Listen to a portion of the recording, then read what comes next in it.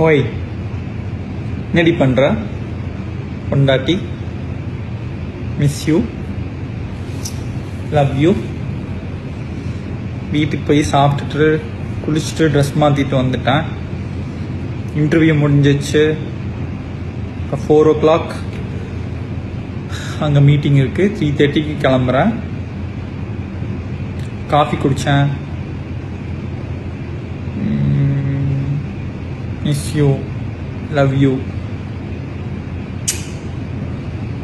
Tata.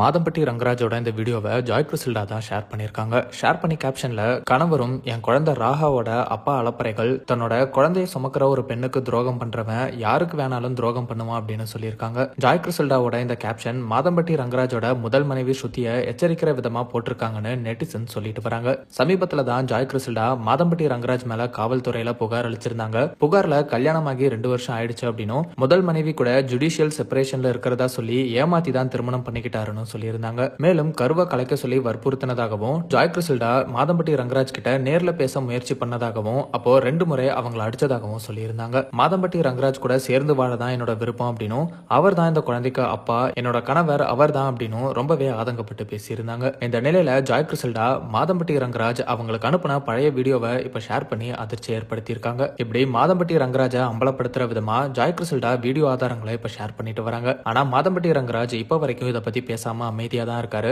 Joy Crizildaa கொடுத்த புகாரின் அடிப்படையில மாதம்பட்டி ரங்கராஜ் மேல ஆக்ஷன் எடுக்கிறாங்களா அப்படிங்கறதெல்லாம் காவல்துறையோட அடுத்த கட்ட நடவடிக்கை.